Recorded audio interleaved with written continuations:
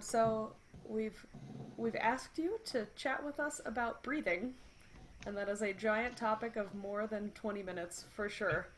So we'll just kind of let you have at it, and then see where our conversation goes. So Okay. what is breathing? Why breathe? What do we do? We breathe to live. Unfortunately, we breathe to live and play the bassoon. And I think part of that, the duality of that is what gets in the way of some of the breathing issues. But I think one of the things that I've discovered and I truly believe in is that our body is the resonance of the instrument in a very large way. Our chest and our oral cavity, particularly making sure the glottis area is alive and open, and there's no inherent tension in that. So for me, that means I have to have a body filled with air, and I think some people have confused that with a body filled with air that's just bursting to get out, but a body filled with air that's taken in a quick, physical, resonant way, that then a clearly non-rigid approach to supporting the airstream is put onto that airstream, and we can create with the resonance of our body, oral cavity, our basic use of the embouchure. We can let the reed vibrate, and we can maximize that vibration. So that's the overwhelming ideas or you know overarching ideas that I try to get students to focus on. And I think in the long run, oftentimes I was just working with a student. She was in Rhode Island, and she was just working. I says, she was doing this kind of stuff. Anytime we do that, we get into the way of our body's resonance, the shoulders I'm talking about. And she just opened up the shoulders and solved the problem that we were going to spend another 5 minutes trying to find a better fingering for, or make an issue that she's not supporting well enough. That's probably not often. Often there's a air support resonance solution to many things that we describe as an embouchure problem or whatever. So there's a lot to that. So to get to that point of resonance is really what I think you guys want me to talk about, is getting the basic support, the basic air in our body, and the basic support. For young students, I still think this Arnold Jacobs hand over your mouth to inflect, to get the sense of physicality of air coming in your mouth. You probably have all seen this before, but it's just open hand, and you want to hear the rush of warmth. You can't hear that, I assume, but it's a way to get the students to experience it's a really quick, and you see my shoulders move at the end. You didn't see you can see this whole process move instantly. I was just working with a student and I think a junior or so, and we went back to that because he was getting back into some tensional things. So why don't we just try? I got this from Zoom from Ola Dahl the other day. He was saying do it in steps, feeling the low, hold it, come up, and so that you do feel it in your chest, and I think even more importantly that you feel it. It was right in here. The whole air expanse is going to come flowing out of your body without any need for support. So that's the basic core. And I think I've been going back to that this summer myself, just to make sure that can I get that with. And I feel like you have to allow a little more time for that to occur, not to add tension before the breath is completed. That's the other big thing. So I sometimes find I get ready to go, and this isn't really filled up with air. So I think that filling up our resonant factors of our body is really important. So what gets in the way? I think what gets in the way are myriads of things, but a lot of it is old habits of the students. What else is new? But it is also the sensation that for some reason we want to truncate, what I call truncate the breath, and you can hear it. We're stopping it. What is that? It can be physicality here. I think very often it's just closing off this glottis with that kind of feel, and we've destroyed the resonance chamber. So I think that's one element that gets in the way of the breathing. The other element that gets in the way of the breathing, like I just alluded to, was for some reason, people say, well, that's enough for me. I don't really need to take a full breath. I'm just going to go ahead and play. So we just stop here, and it never gets to our chest, and certainly never gets to. So I think it's training the students to realize one thing, that we need to have this physical, continuous, athletic, whatever you want to call it, and it can happen very quickly. I think that's what a lot of students don't realize. So it takes a while to experience that, but I think when students actually experience that complete breath without truncation somewhere, that then we can start to speed that process up. Within the daily routine, within every scale I play, you've got to beat them over the head. The students have to insist on, by beating themselves over the head, that they're going to have some sort of clarity of breath before they start a scale, start anything, start a piece. So, great. You've done that. Go ahead. Oh, sorry. So what is that?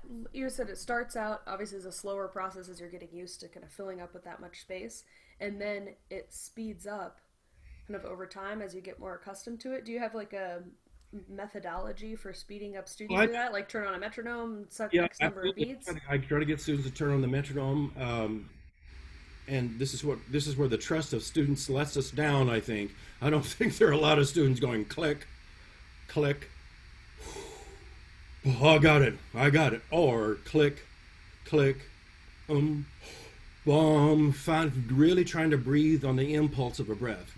As a lot of us realize, I think oftentimes we use breathing within a playing situation to create an ictus for an ensemble to come in, or your collaborator to come in. So we need to keep focusing the idea that breathing should be on an impulse, or some subdivision of an impulse, I think. So that is very often what helps me stay focused, particularly in an orchestral context.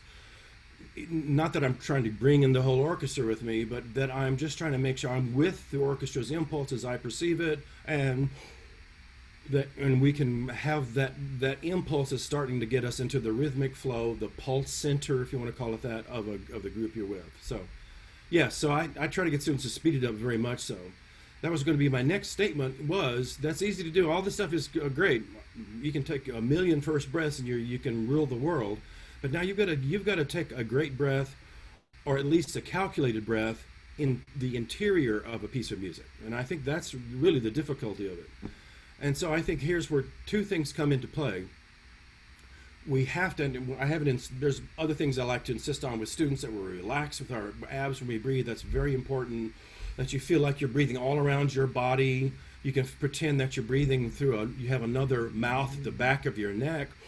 And it can help you find that relaxation. That's a Morelli-ism, I believe, that breathing from the small of your back. Very helpful. Triggers. All the students need to find those kind of triggers. So we need to find that trigger in the middle of a piece of music where you've at the end of a breath, and then you're making a release, and then you're going to come in tom, tia tia tom. It's easier to do singing than playing the bassoon, I realize, but there has to be that same physical, explosive quality in those interior breaths. That's where I think we fall down mostly. That's where I fall down. And I tell my students, you've got to practice your breathing. And I think they look at me like, what are you talking about? And I think it's those elements of the breath before, the quickness. How much time do you have? You have an eighth note at 112. That's not very much time. That doesn't mean we can get our mouth as big as we want to, but we're just relaxed. And we have this ho. I tend to use a ho or how syllable. How helps me round out my embouchure when particularly if I have a quick release and I get to a how. Helps me find some sense of focus with the embouchure a little easier than just my generic symbol of ho to keep this all open.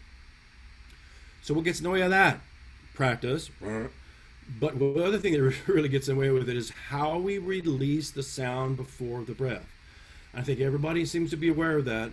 I was working with another student a few days ago. He was sounding great. He's trying to play the Bach A minor flute partita, and he's doing a great job. All these leaps, and then every other breath sounds like it's a screech, high voiced breath. So we need to be listening. There's always some sort of listening component. quality of that, the openness of the sound that we make when we breathe, but particularly the sound of a breath that we make after the sound of the breath, particularly after a quick release. Is it high? Is it going to have a he value? Is it a hey value? What does that mean? It means lots of things. The glottis could be closed down a little bit. The tongue is arched and not at the voicing that we need. Well, what does that tell us? I think that tells us that's how they made the release just before the breath. So we have to work on a quick release that doesn't include the even if it's not there already, but that does not bring in the factor of tension here, and certainly not by raising the back of your tongue to stop the airflow. So we have to get the embouchure to be, we have to, well, I think, here's some more support issues, but we have to be really using low support with the release factor so we can keep the intensity, not lose the airspeed at the pitch level, so we don't go too crazy tight. So I'm not sure if that was clear enough with that, but that's the issue. You see, we take a quick breath, but we have to take a quick breath from relaxation. Make any sense? Yeah, definitely. So when you get into, you mentioned support, and I think a lot of times when we talk about breathing, that immediately goes into you need to play with the supported sound, support your airstream, but that's such an ambiguous concept that I find that a lot of people don't really know what that means. You just sort of send like this energy out into the void and think, now I'm supporting. Or you clench up like you're going to get punched in the stomach. You know, I've heard that a number of times. Or you push out like, and there's a lot of kind of confused musculature. So what is support? Yeah, I agree. There is a lot of, and I think, you know, I enjoy pedagogy. I enjoy trying to get some of pedagogic ideas across the students, but also for the student to develop their own sense of pedagogy. Sometimes I feel like when we're in the area of breathing, we get to a certain element that I think there's a context of what the performer feels like, and it may be not exactly what I would call a pedagogy, but it's a feel. This is field work for the student. So, and for that I mean I feel like, because I don't want to claim this is the only way to support the sound, but I feel like that when I take backing one step further, my whole goal is resonance of body. So when I take this full breath, and then my next step in the support is to let this expand, let this decrease, and then we add some tension. I've just lost a depth of sound that I would have enjoyed if I hadn't squeezed in, right? So there's that layer. So that's what led me to the fact that let's at least push away from my core, and I think it's more than just this way. This is where I think I've been wrong many times with students. Push away, push away. You can't push. You can't push up. Some students are doing a very good job of pushing out in a way. Some students are doing a very good job of pushing down in a way. And I think I've been exploring more with when I'm playing in the low register. It's mostly these lower muscles, and it's mostly obliques pushing this way. I think we need to focus on obliques to get the sense. I think this is another Morelliism that we feel like we're supporting all the way around our body. And I think that's crucial, and that for me means low. It doesn't mean I'm taking a breath and then I push in. So for me, that is not the way to support. For me, the way to support is, you can barely see it, but I'm pushing these muscles out in a certain context, in a outward, downward, whatever way that doesn't go in. How much? How much do we support? Nobody knows. It depends upon the context of the reed that we've got dealing with, maybe the resistance of the instrument. This student, yes, my student is tight in the upper register, and he's got all that resistance up. So we need to make sure we're minimizing that resistance where we can. The reed is functioning at a pretty decent level, multiple crows, etc. And then you can start to gauge how much air support you really want to be pushing at the reed. I do think it is much more, I think there are lots of stages where that students learn this. I think students learn it basically in that's a lot more than I anticipated, and that's just good enough for the bottom octave. So I think what students don't realize very often is that just like the flute, we need to overblow at each octave, as the flute can overblow and get all the upper partials for their sounds and blah blah blah. We can't really hear that as well, but we have to do that. If we go from low G to middle G, I want to feel like I'm engaging more. I go to high G, I want to feel like I'm engaging more, and I feel more intensity of the airstream. And that for me is all about pushing away in a relaxed, non-rigid way, and that's when as soon as students can figure out there's no rigidity in that process, then they can realize they can be artful. This is an art. I think this is trying to create, or at least it's a really refined craft of trying to figure out how you support the thing. And I think so as we find, well, that doesn't work too much. I really feel like I'm just compressed here, or all I'm thinking about is my stomach, and I need to think about my whole body. What's the key to the whole key for me over the last few years? As I've aged, I've shrunk. And it's a sad, sad thing to see me shrink. So, but what has convinced me is that our posture is the key to it all. And that if I'm up, my head is floating, I feel like my shoulders are open, and I've added, because I think I am starting to do this, I've added a component, and it helps a lot of students to feel like you're just, I'm not saying do this, I'm saying slightly arch, open your back. And that gives me, I think it's a known concept, I think physically, that the shoulders are the gateway to the muscle uses throughout our upper body, and with the tension occurs mostly in our shoulders, and it radiates out to other parts of our, but if this can be opening and floating, and I can do all of that without losing the sensation of what I call floating, or that it's not this gridded, I'm picking up 450 pounds of weight. So there's never that concept. One thing I'll add to this, if you want to go on to something else, is that you have to somehow figure out how to do some of this before you play a note. So I think as Mr. Dahl has he takes his breath, he wants you to feel the note. He has this kind of process going on in what I've read and seen with him. And that's getting the air to hear. For me, I don't quite understand what his concept of means. That makes me tight. So I'm not buying that. But it's the idea of getting air to. So I have my students make what I would call a firm, stern face. Get all those lips there. Use all of your facial mass to get to that point.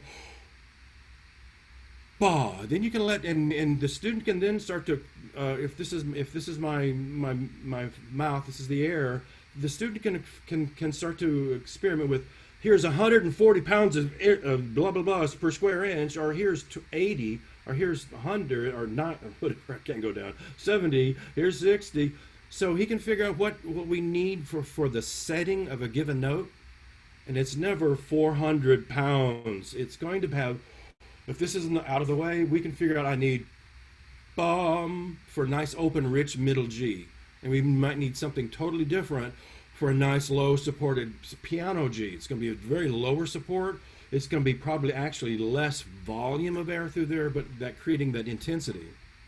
What the hell is intensity? I think intensity is when we use the obliques pushing this way, maybe in a slightly downward way, and it's not an outward push of this is where I think we're not moving out. I think when you're yelling, hey, yelling through there using an outward burst, I call it a stage whisper. When you're using your stage whisper to project through a stage and say, hello, hello, you're using low abs, you're using obliques to create that openness here, but to create that spin of air. That's what I think, what I call the old guys call spin. Use some spin. Spin the air through there. What the blazes is spin? So I'm not quite sure. It's a concept that I think helps us engage with all these things we're just talking about. So it has its function of, you need to spin in the air. You need to pretend there's a ping pong ball on the top of your bassoon, and you can just keep the ping pong ball hovering above your bassoon with spin. I'm not really negating that concept. I have my jovial self going here, but that spin for me needs, as a pedagogy, needs to be understood as a physicality, I think.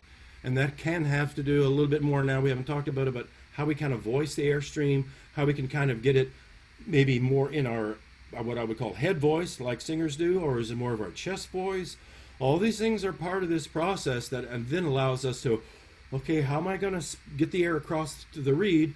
Toe, ta, ti, tie, some syllable, but maybe there's another layer of engaging the head voice. I think that's a little bit probably of getting the soft palate. It is getting the soft palate more engaged, or opening a little bit more, getting the oral cavity maybe just a little bigger.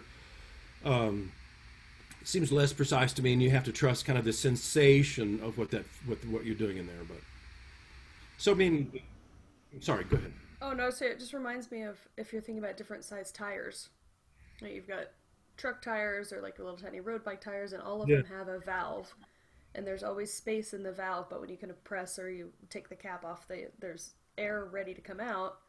But exactly. the faster air and the higher pressure air doesn't necessarily come out because the valve itself is restricted. It's because there's more air compressed inside a smaller space. Right. If that makes sense. Yeah, like you just said, it's the pressure behind that valve. And I think that I've always been confused about water hose. Airstream is like a hose of water, and you just put your thumb over it, and it gets more pressure. Well, what's the thumb in my Yeah. mouth I think doing? there's a big issue with that analogy, right? Because if you're using Oh, of course. in that analogy, the water is always the same coming out of the house, and you change your thumb across the airstream, which would be what, maybe your throat, your embouchure. Right, exactly. So yeah, but those are all concepts people were using at that time, and there are lots of wonderful players within a couple of generations before mine that were instinctive, and there's this other aspect we haven't really talked about in terms of just the physicality of playing, and that's that just there are students that are just at ease with their body. They're at ease. There's this kinesthetic awareness that you don't even need to talk about, and things just happen. There's no tension as we go. So if a lot of this, and I mean this very seriously, a lot of this takes very much a sensitizing of the student to his or her own body, and that's somewhat a tricky thing to do within the context of one-on-one relationship as a teacher. But over the years, I've really decided I've got to be talking about those issues, and so for me, it's always using the word reflect. We have to reflect on how we did that, how it felt. Did you feel any tension somewhere? Or did you feel like you couldn't compress your muscles anymore, or activate your muscles anymore? So that's an important issue that has to be developed soon, and it's something that's not always perceivable from at least from my viewpoint as a teacher if we ever do this again, a teacher in the same room with the student. But I think it's very important. But the term reflection is crucial to all of this. We all know that. Reflecting on how we practice, reflecting on what that breath was like, and so it's always this engagement of reflection and forward. I think you can wallow in reflection, thinking you're achieving something, but you got to reflect. But it becomes the process of flow through the body, flow of decision making, flow of the thought process of the concept of pre-thinking the flow of musical ideas and how that works. But it has to begin with reflection, and it has to begin with everyone's concept of engagement. I think so many students. There's still a lot of, and I'm sure I was that way to a certain degree when I was young. Come learn me something about the bassoon, Mr. Patterson. Well, maybe there's this engagement with this instrument that you need to do more, so you're setting yourself up for a base knowledge that we can modify and amplify. So I think there's always that level of, what do you know about the Vivaldi E minor concerto, so I don't have to look at the score. Those kinds of things are still involved in what we're talking about here. There's a willingness to accept what they're doing and not realize they have to be engaged in this process in a different way. That's the art of it, I think. No, that's great. I was wondering if you might also talk about your process of setting. When I studied with you, we did a lot of breathe, set, play, and that really revolutionized my playing. Is that something you would address in terms of support? In terms of sitting, Oh, no, just in terms of general the bassoon set process. support, the set process, Yeah. yes. I know that's a hard one. I think that's a hard one not to encourage. So we were just talking about we want to breathe.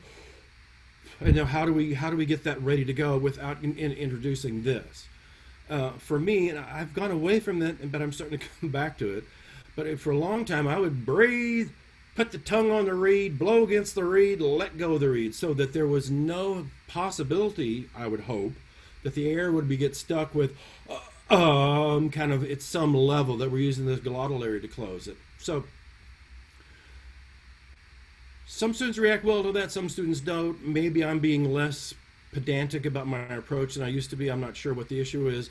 But I've gone to more what I want the students to, if we can entrust this open posture, I'm using this concept of feel. And I think it's more like you're just about to start a sit-up. You know, we've taken this breath. There's no tension in the breath. I'm taking a breath.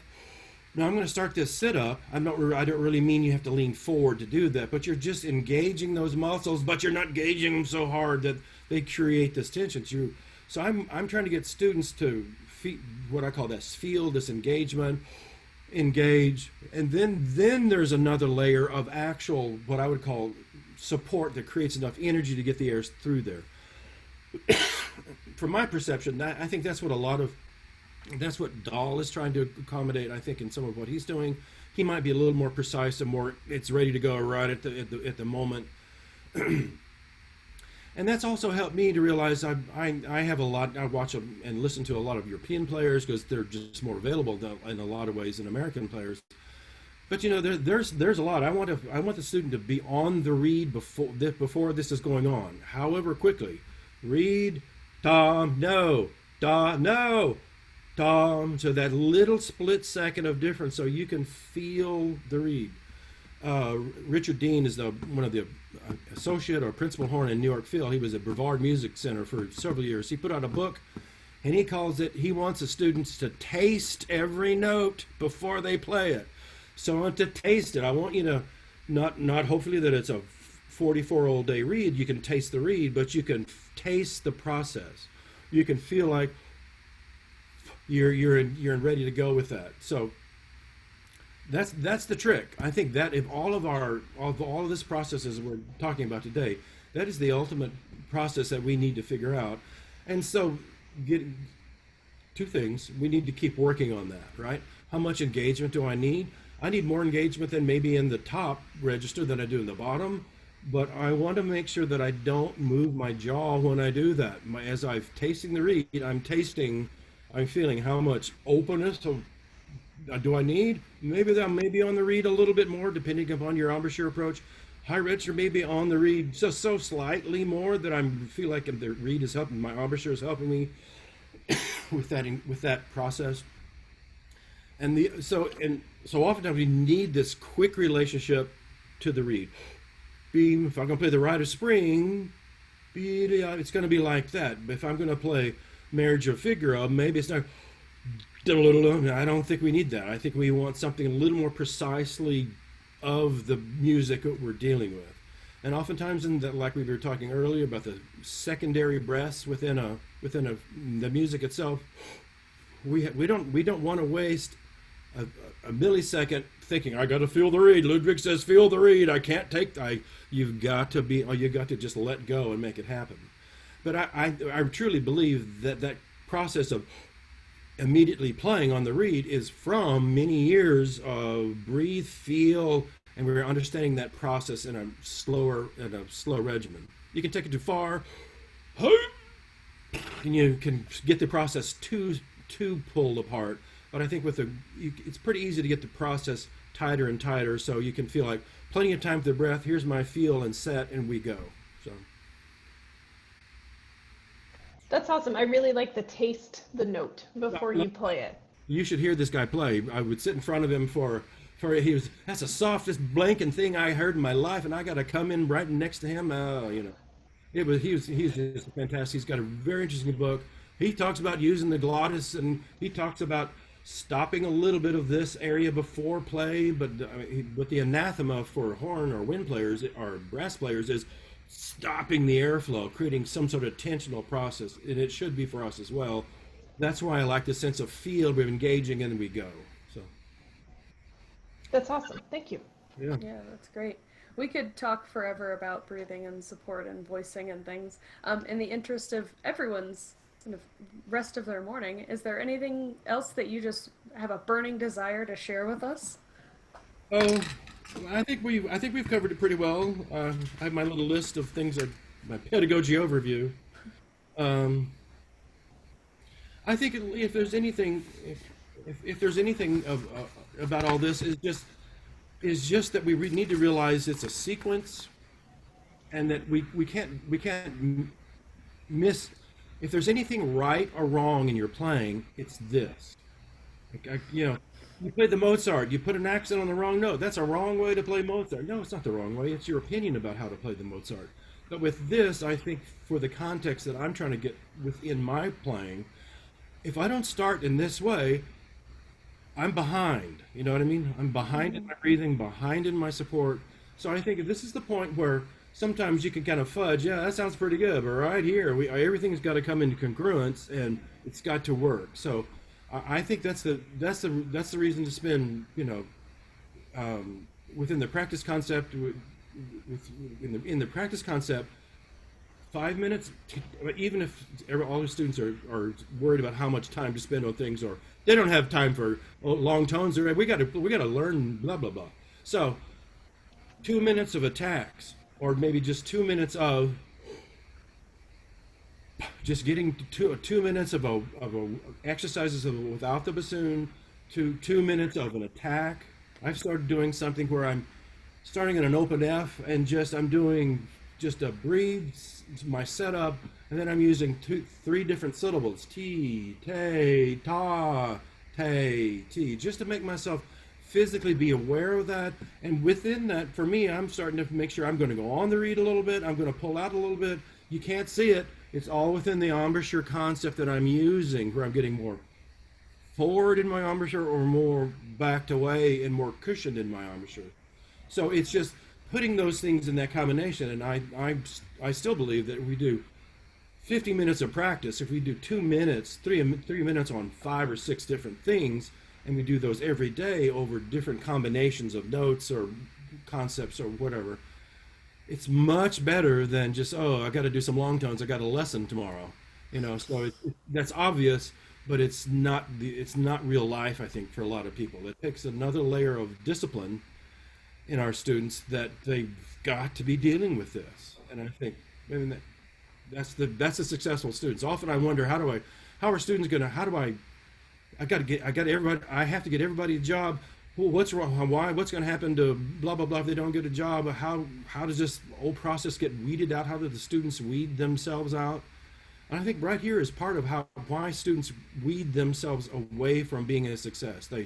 They don't spend the time with these kinds of things, or myriad other ways. But I think there is that self-discipline and awareness. But if we give them what we were just talking about, a real clear approach and lots of pedagogic clarity to it. Yeah, you and I just spoke about this a couple of days ago. That like at the end of the day, it's about control. Right? Are you making the sound that you want to make? And then if it's not the sound that somebody else wants you to make, then that's your interpretive differences or your opinions. Yeah. But are you able to do what you say you're going to do? Right. And the other thing we didn't talk about too much, and we can go, but is listening. There are elements of listening we can do with all of this basics that we're talking about. We can listen to the quality of the sound. We can listen to the air coming into my body. We can reflect on other things, but there's always that core of listening is, that first attack was junk. Well, you didn't notice that you went gahunk or you went gahunk as you made the attack. And so it's the listening. Everybody says it.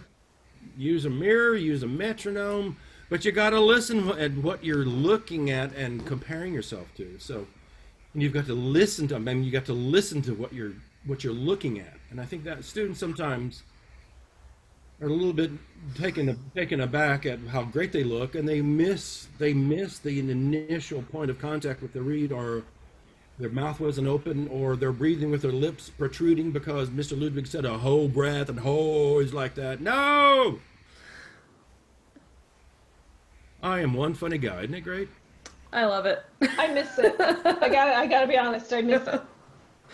Well, I miss you too, both of you. And I was just telling Cayla that I admire your energy. During our times here, I've trying to stay active, and it's doing pretty good. But after a nice long walk with Lucy, it might be time for another coffee and read the paper. You guys are doing interviews. I'm jealous. Well, Good for you. Good for thank you. you. Thank you. I'm serious. Thanks. We really appreciate it. Sure. Oh, and we appreciate you talking with us. It's so good to, no matter where you are kind of in your learning process, you can always get some good from coming back to things like this every day, all the time. I mean, until you're Richard Dean and playing in the New York Philharmonic, and I guarantee you that's how he begins his day. Well, and I bet he still is. I mean, he's. I'm saying is. Yeah. It's not because he arrived at that point or any of us have gotten where we want to be that you stop doing those things. Exactly. I mean, he's gotten there with that process, and he's everybody, bassoonists included. They're all are focused at some level on what works for them. This is my ideas, and similar to what you teach your students, I'm sure. These are our ideas, and if followed, they can be fruitful. They can get you to an artistic level, and that if anything, will end on. We're doing this so we can have some sort of artistic level. And the artistic level, oftentimes the mood, the color of sound is often about the attack. It's often about the depth of sound. It's often about this changing of sound. None of that is available to us unless we have our body's resonance or oral cavity's resonance available to be utilized and to be understood by an audience. So. Absolutely. Okay, I got to go practice. Okay. Well, give Lucy a good scratch for me. Okay. Oh, hello, sweet girl. Yeah.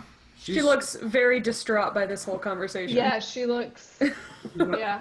She's my teaching partner.